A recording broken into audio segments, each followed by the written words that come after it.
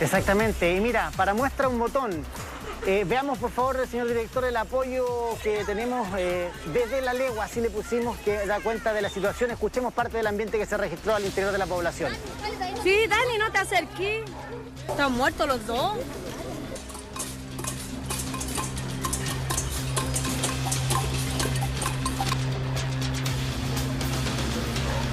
Entraron por ahí y de ahí pegaron ahí, pegaron ahí, pegó ahí, pegó ahí, pegó ahí.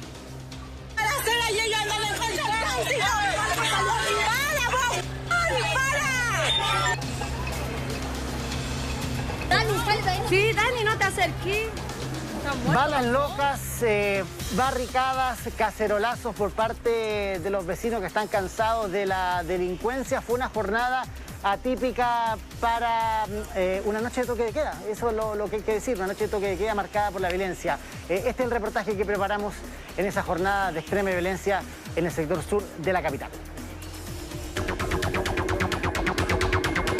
Acaba de sonar la radio, una alerta de disparo.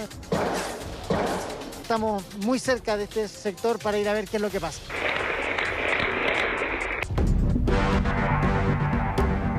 Escucho los balazos por la balada ya. Entraron por ahí, pegaron ahí. No hay excusa, gobierno. No hay excusa. Y nunca antes tantas personas en la región metropolitana estaban sometidas a restricciones de sus libertades. Baje las manos Sí, y bueno, como corresponde. buenas noches. Tiene su vuelta, amigo. Usted se detenga por ocultación de la cámara. Una cuarentena obligatoria que se inicia con el toque de queda a las 22 horas. La Cámara del Mucho Gusto, el lente de Cristian Castillo, va a ser testigo privilegiado de lo que ocurre en esta fecha histórica para nuestro país. Son las 10 de la noche en punto, estamos partiendo con esta situación histórica, un desafío enorme, 6,5 millones de personas confinadas en sus casas y la policía y el ejército cuidados de su salud, preocupados de su salud, fiscalizando lo que vamos a hacer hoy día durante toda la noche. Me preguntan cuánto va a durar la cuarentena. Va a durar lo que los vecinos de cada comuna quieran. Comenzó el patrulleo al estilo Mucho Gusto. Acaba de sonar la radio, una alerta de disparo en Salesiano con Gran Avenida. Estamos muy cerca de este sector para ir a ver qué es lo que pasa. Yo trabajo aquí y me salió fumar un cigarro acá atrás, pues ya escuché los balazos por la balada ya. Ah, fueron varios. No fue uno solo, fueron varios.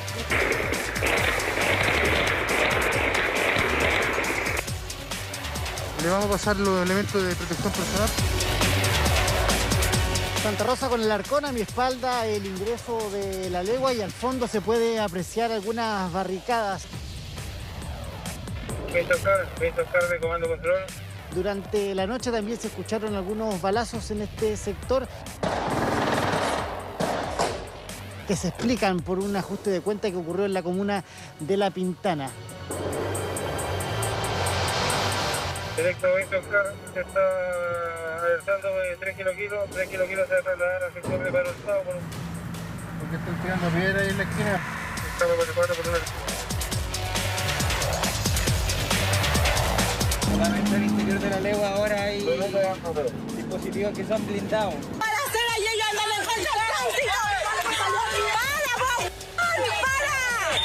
Barricadas, ajustes de cuenta. Sí, Dani, no te acerques. Están muertos los dos. Ráfagas de disparos, desorden y miedo de inocentes que veían cómo el narcotráfico y la narcodelincuencia se tomaban las noches del fin de semana en la histórica y siempre estigmatizada población La Legua de San Joaquín. Entraron por ahí y de ahí pegaron ahí, pegaron ahí, pegó ahí, pegó ahí, pegó ahí. Todo en época de cuarentena y todo a pesar del toque de queda.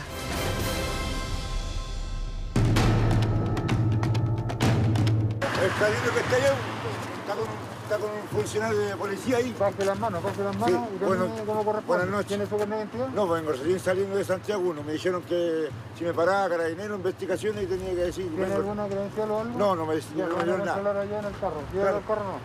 Acompáñame, caballero. Una fiscalización que nos mostró que algo en el sistema no va bien, que las partes no están ajustadas del todo, la cadena tiende a quebrarse.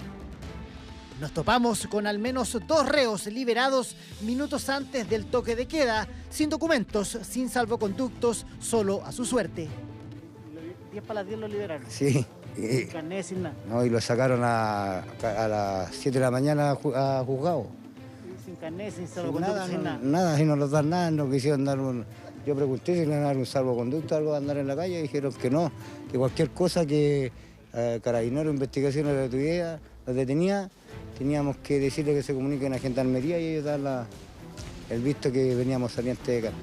Vamos a tener que revisar con Gendarmería este procedimiento porque no es razonable que los liberen 10 minutos antes sin dinero y sin cédula de identidad. Sí, es psicológico. Ya lo... ¿Cuál es la distancia, caballero? 2 metros. ¿Cuánto me toca la identidad? ¿De inmediato? El otro día ya me llamaron la atención los carabineros. Yo le puedo entender todo lo que usted quiera, pero lamentablemente estamos en una situación especial y nos va a tener que lamentablemente acompañar. Así que por favor acompañe al policía, lo vamos a copiar. Por favor, mire que no... Yo no he hecho nada, no pero estamos... Y hacia mi ruco yo, ¿me entiendes? Nada más, entonces seguía rapidito, ¿me entiendes? Así que... Se lo pongo con la caravana. ¿Ah? Se lo pongo con la caravana. Claro, y disculpe, no, que de repente ellos me ven y me retan, pues entonces ya es reiterativo, disculpen la molestia, por favor, disculpen. En este momento están detenidos porque no tienen salvoconducto, van a acompañar a la comisaría. ¿Ya? Coloque sus manos atrás. Oiga, ¿le puedo pasar el vehículo a mi mamá? Ahí lo vemos en la comisaría, lo vemos. Coloque la otra mano atrás, por favor. Ninguno de los 3 individuos mantenía salvoconducto. Los detenidos, en su mayoría jóvenes que pese a las restricciones deciden salir a las calles, hacen poco caso a las recomendaciones y otros simplemente las pasan por alto. ¿Lo tenemos ahí? Póngase la mascarilla, para amigo. Yo la voy a ir a dejar a ella, no se lo preocupe. Yo la voy a ir a dejar a la casa de ella. Pero usted está detenido, así que baje del vehículo, por favor. Amigo, usted está detenido por ocultación de placa patente. Pero le estoy explicando que no tiene la patente adosada. No, si estamos claros, yo le estoy diciendo que vengo saliendo del taller. 2 de la mañana, Santa Rosa, y este hombre simplemente envalentonado por el alcohol desafía a la autoridad.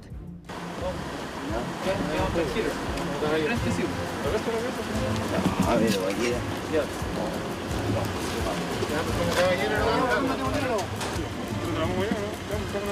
Baja las manos. Yo pagué esto. Baja las manos.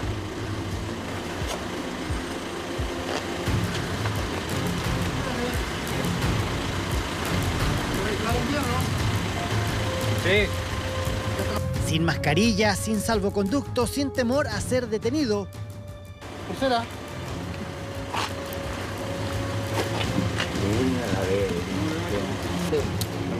Vamos ya de detenido porque por desacato a la cuarentena del toque de queda, ¿ya? Sí, eso sí.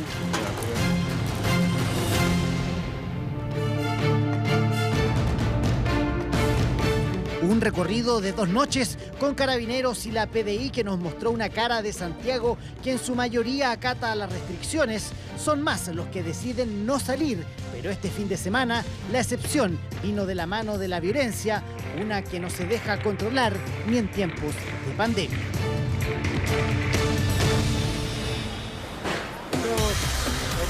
Absolutamente fue una jornada negra el primer fin de semana de cuarentena total, una ráfaga de disparo que terminó con la vida de 2 personas aparentemente en el marco de un ajuste de cuenta, pero esto habla de un fenómeno mucho mayor, de la narcodelincuencia, del narcotráfico que se apodera de las zonas más pobres del país, ¿cierto? Es un tema que hemos comentado, que lo hemos hablado de cómo se manejan ahí en las poblaciones prácticamente a diestra y siniestra. Otro tema que nos pudimos percatar, la liberación de reos prácticamente minutos antes del toque de queda, sin ningún tipo de documentación, menos un salvoconducto.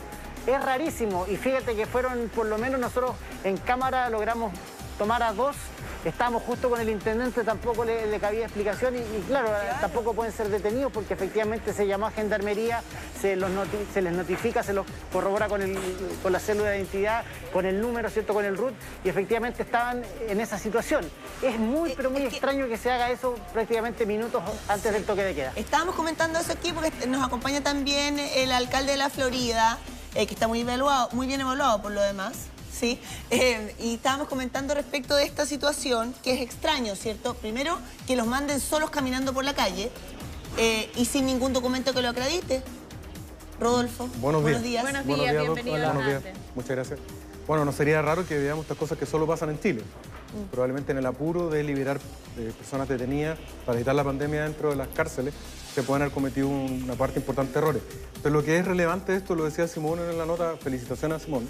Sí, una gran nota, Simón. Porque muestra el Chile duro que se vive en algunos sectores donde hace mucho rato que no existe ni Dios ni ley. Entonces, hoy día, como estamos en toque de queda, estamos con una situación militar en la calle, se está revelando que los narcos no quieren que les toquen sus barrios. Entonces, cuando entra la policía, entra el ejército, los narcos se empiezan a rebelar porque se les acaba el negocio, ya no tienen el control efectivo del territorio. Y esto ocurre no solamente ahí en La Legua, que está súper estigmatizada. ¿También en su comuna, en la Florida? Desafortunadamente sí, en una zona que compartimos con Puente Alto, La Pintana y La Granja, en donde hay que decirlo súper claramente. El 99,9% periódico de la gente son víctimas de estos infelices. Viven con más miedo que nadie. Pero son un grupito chico, muy brutal, muy armado, que durante años el Estado no quiso mirar. Que cuando en las noticias uno decía siempre los fuegos artificiales, los funerales narcos... Ya, pero ¿por qué el Estado no lo quiso mirar? Esa es la pregunta que no se hace, porque si uno entiende que hay lugares en nuestra capital donde no puede entrar la policía, porque probablemente estos grupos están más armados que la propia policía, uno no se explica por qué se les dio tanta ventaja durante tanto tiempo y por qué abandonamos ciertas zonas de la capital a merced de estos narcotraficantes. Porque es parte de la naturaleza humana no preocuparse de las cosas que no se ven. Y los que toman decisiones en Chile no viven en esa zona. Entonces no es que no les importe, nadie que ha estado en el poder, ningún presidente, ningún ministro, no es que no le importe a la gente más humilde, pero no las conocen, no las ven. No saben lo que es vivir tirándose al suelo todas las noches cuando se inicia un tiroteo como lo que acaba de mostrar Simón en el reportaje. Entonces, obviamente yo no me alegro de que esto ocurra, pero al menos en este tiempo que estamos todos en las casas, encerrados, incluso las autoridades que están en cuarentena, que se den cuenta que una parte importante de hermanos chilenos nuestros que viven en la misma ciudad viven esto todos los días. Es lo que acaba de mostrar el reportaje. Ayer estábamos en el noticiero, en la cobertura del noticiero central, y estábamos monitoreando lo que estaba pasando con el toque de queda en Maipú, en la comuna de Maipú. Y de repente nuestro periodista se trasladó a cubrir otro hecho que era un narcofuneral con una torta de fuegos artificiales de este porte, y comenzaron a salir luego de que habían escapado, ¿no? Porque llegó Carabineros, alertado precisamente por los vecinos, y se encontraron armas, casquillos de bala. Era una cuestión bien impresionante verlo, porque eran las 10:20 de la noche en un barrio no problemático, en Maipú, donde los vecinos estaban aterrados. Oye, las cifras ratifican lo que está mostrando Simón. Miren, un total de 1.391 detenidos por no respetar la cuarentena sanitaria, un 89% de los casos por no respetar la cuarentena o cometer algún delito durante el toque de queda que registró Carabineros este fin de semana. Esas son las imágenes. Gracias, Pato, nuestro director. Efectivamente, mira, esa es una torta de fuego artificial, explicaba ayer Carabineros. ¿Esa es la torta? Esa es la torta, es lo que se conoce en la jerga, digamos, como torta de fuego artificiales, donde ponen las bengalas, etcétera, y la hacen estallar. En lo que era un funeral, primero, cosa prohibida, digamos, tiene que ir muy poca gente, ya sabemos que esas ceremonias fúnebres hoy día tienen instrucciones. Que no tienen nada que perder, que no les importa nada, claro, que se sienten por sobre la ley, porque si alguien anuncia un funeral con esta torta de fuegos artificiales, quiere decir, estoy aquí y me da lo mismo, porque no me va a pasar nada. Y además llegaron con armas, portando armas. Las armas que vemos ahí son las que logró incautar Carabineros una vez que escaparon desde el lugar, alertados, como insisto, por los propios vecinos, que eso yo creo que es lo más preocupante, que son los vecinos. La situación de los vecinos. Sí, los que sienten muchísimo pánico y temor al sentir también que hubo como disparos al aire, digamos. Ya, bueno, y alertan y llegan hasta ahí. Inocentes, guaguitas, han muerto por las balas locas, bueno, por ejemplo. Sí, por este enfrentamiento de bandas, probablemente de narcotraficantes. ¿Cuánta gente inocente ha muerto por culpa de esas balas locas? Y además que se van volviendo parte del paisaje. Es como que ya es un muerto más. De hecho, uno lo escucha en el mundo de la justicia. Bueno, se matan entre ellos. Finalmente se arreglan entre ellos. Pero mira, a mí me sorprende mucho. Yo he tenido harto tiempo para pensar este fin de semana, no solamente en esto, sino en otros temas. La sociedad chilena nos ha puesto frente a nosotros el tema de la desigualdad, que es un temazo, el tema del temor a la muerte, que la pandemia nos ha traído de vuelta, cosa que habíamos negado durante generaciones. Y el tema de la seguridad pública, hoy día es evidente. O sea, imagínate, las Fuerzas Armadas de Chile, que son las más poderosas de América Latina, que ha gastado decenas de miles de millones de dólares, hoy día tiene un problema real para hacer cumplir la ley en esta zona. Y nosotros nos habíamos contado el cuento chino de que Chile era más seguro que Venezuela, que era más seguro que El Salvador. Sí, es más seguro, sin duda. Pero no estamos ganando la pelea en esa zona para darle lo que tú decías, Diana, recién, el derecho básico de vivir tranquila a la gente. Sí, es que cuesta entender de fuera que si es tan notorio, hemos visto, por ejemplo, las casas de los narcotraficantes, que son a todas luces casas diferentes al entorno de donde viven, ¿cierto? Los autos que manejan, las armas que tienen. Entonces, uno mira afuera y uno dice, ¿por qué es tan difícil? ¿Qué es lo que se necesita? ¿Es una labor de inteligencia que no tenemos? ¿Qué es? ¿Qué se necesita para desbaratar una banda de narcotraficantes? Me estás haciendo la pregunta al millón, eso es para presidente de la República, no para alcalde. Vamos a llamar al presidente de la República. Pero... No, yo sé que usted no tiene la respuesta, alcalde, pero... Pero déjame contarte un testimonio de Ana. Yo no me acuerdo el nombre del vecino. Él vive en una zona, no vamos a dar el nombre, pero maestro de la construcción, ganaría 400 lucas mensuales. Entré a su casa, que estaba con un problema importante de habitabilidad, y arriba me metieron y me dijo, mi vecino es narco. Ya le digo, ¿quiere hacer la denuncia? Sí, pero ¿sabe lo que más me preocupa? Es que mi hijo, yo no sé cómo explicarle que vale más ir al colegio que dedicarse a vender porque ve que al lado tiene un auto de 30 millones, que yo nunca le voy a poder dar. Entonces, ese tipo de cosas son las más perversas del sistema. Ahora, ¿cómo se soluciona? Finalmente, como todos los problemas de Chile, poniéndonos de acuerdo como sociedad, porque el trauma de la dictadura, las violaciones de los derechos humanos, marcaron mucho la sociedad chilena durante 30 años. Los excesos, las torturas. Pero eso generó un movimiento péndulo hacia el movimiento garantista, que hay temor de violar los derechos de los delincuentes. Los delincuentes también tienen derechos, sin duda. Pero ha ido tan al extremo que hoy día ellos desfilan por los tribunales, se conoce la ley al revés y al derecho, y no tiene ningún costo. Entonces, tú ves hoy día a un narcotraficante de alto estándar que maneja millones de dólares que nunca ha pasado por la cárcel. En cambio, la señora que vende en la población, lo que llaman burrera, que gana unas pocas lucas para poder vivir. Están en las cárceles, ellas están en las cárceles, dejando a sus hijos abandonados, ¿y a dónde caen? En la red del narcotráfico. Exactamente. Y el pez gordo, nunca está el pez gordo. El doctor quiere opinar de este tema también. Yo estoy muy de acuerdo con Rodolfo, pero hay otro factor tremendamente importante, que lamentablemente los funcionarios policiales, que son los indicados para el orden público y no los militares, tienen gran parte, ¿no es cierto?, de la población que ha creído que son todos malos. Entonces no los respetan, han perdido respeto.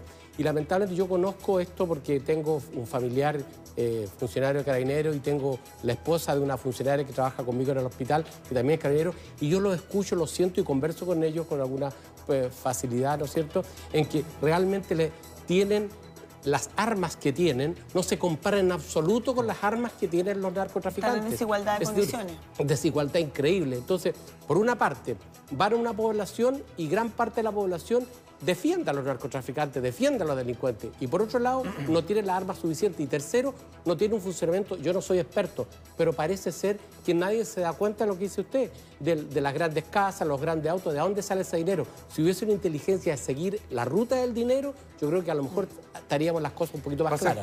Pasa justo con la historia, Manuel Guerra, que es el fiscal de la zona oriente, que es el mejor fiscal que ha tenido la zona en muchos años, está haciendo esa pega. Es una pega que no se sabe. Pero trazar el dinero, el camino del dinero. A todos los alcaldes de la zona suroriente. Para explicarle a la gente, preguntarle, oiga, ¿de dónde compró usted este auto? Básicamente ¿Cómo justifica tener 30, 40, 50 millones de pesos para comprar este auto? Desde el alcalde de Barnechea hasta el alcalde de la Florida, toda la zona suroriente de Santiago, tenemos una conversación permanente con el fiscal Guerra, nos reporta todos los días, y estamos en una gestión permanente de seguimiento de dónde sacaste la plata para este auto, de dónde sacaste la plata para esta casa. Y lo que vamos a ir ahora es que mandarle un saludo a los narcos, les vamos a echar abajo las casas, porque la mayoría de esas casas están mal construidas. no cuentan con permiso de No construcción. tienen permiso. Entonces les queremos contar amigablemente que se vayan cambiando el barrio porque vamos a llegar con bulldozer y les vamos a echar abajo las casas. Oye, yo tengo una pregunta para Simón que tal vez me pueda ayudar. Solo tú Dale, querías no, agregar. dale. Respecto de el abastecimiento de droga, porque si uno dice están todas las fronteras cerradas, no están funcionando, me imagino yo, sus redes internacionales. ¿Qué pasa con el abastecimiento de droga? ¿Hay alguna teoría al respecto? No, la droga sigue entrando, si pensemos que no pasan por paso habilitado, siguen seguir la misma ruta, eso está así Es que yo había consignado. escuchado, Simón, El tema que ha disminuido y que lo he podido corroborar y que entiendo, ahí apunta tu pregunta, Diana, tiene que ver con respecto a la venta. Porque efectivamente el transitar de la gente hacia distintos lados es más dificultoso, sobre todo en la noche. Y en ese sentido es que efectivamente yo lo he podido corroborar, por lo menos en las conversaciones que tuve, incluso ese día en los recorridos con la autoridad y con el personal de BRI, que efectivamente hay más droga en las poblaciones. La gente no está yendo, por ejemplo, a comprar. Las fiestas o los carretes masivos donde también se hace adquisición de esta droga también están súper controlados. Claro. Y efectivamente ahí hay una problemática. Y que no es solo de la droga, ojo, no es solo de la droga, sino que es de la delincuencia en general que se tiene que ir modificando a razón de lo que está ocurriendo en el país, Diana. Oye, no te lo preguntaba solo para terminar este tema, Sole, porque había escuchado yo que tal vez hay menos droga entrando y entonces estos enfrentamientos entre bandas es para quitarse la droga para poder seguir vendiendo. Esa es otra teoría que no sé si... Pero miren, en el caso particular, disculpa que te interrumpa, Diana, Sole, muy cortito. En el caso particular de lo que ocurrió el viernes, fue un enfrentamiento de banda, que se conoce normalmente como mexicana o ajuste de cuenta. No está muy claro cuál de los dos mecanismos, pero sí, obviamente fue un tema de vendetta. De hecho se conoció el nombre de la banda en su momento, la ubicación concreta. No sé si ustedes han tenido la oportunidad de circular por el eje Santa Rosa, ¿cierto? El eje Santa Rosa, para los que no conocen, es prácticamente un gran divisor de comuna y de ambiente y de sectores. Una calle que tiene 3 avenidas por un lado, 3 avenidas por el otro, el carril del Transantiago entre medio. Y efectivamente ahí hay zonas bien conflictivas. Está Vespucio, por ejemplo, hay en el sector de La Granja, Vespucio con Santa Rosa, que es una zona conflictiva, el inicio de La Pintana. Lo propio en La Legua, que es una zona que, recordemos, ha sido intervenida, se botaron las murallas para que no existan calles sin salida, pero la verdad es que esto muta. Y lo que ocurrió también en esa jornada, y yo insisto, nosotros le pedimos encarecidamente a la PDI, porque andábamos con ellos, que nos llevaran al lugar, que queríamos estar in situ, y no quisieron. O sea, por un tema de resguardo a la seguridad de nosotros, teníamos que ir nosotros, digamos, solos, digamos, pero obviamente en la noche y en el contexto particular que se estaba desarrollando, y al escuchar las ráfagas de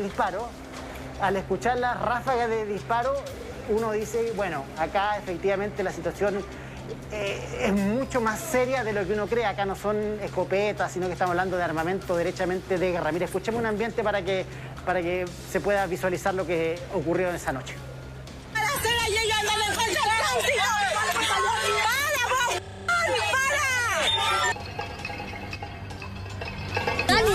Sí, Dani, no te acerques.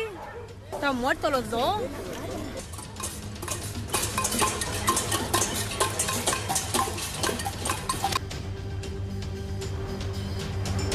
Entraron por ahí y de ahí pegaron ahí, pegó ahí. Ese último video es dramático, que es la narración de un vecino que muestra cómo una ráfaga de disparo penetró el vidrio de su casa. Las balas, por suerte, impactaron en la muralla, y eso es lo que viven a diario. Otro ambiente para que vean lo que se vivió esa noche.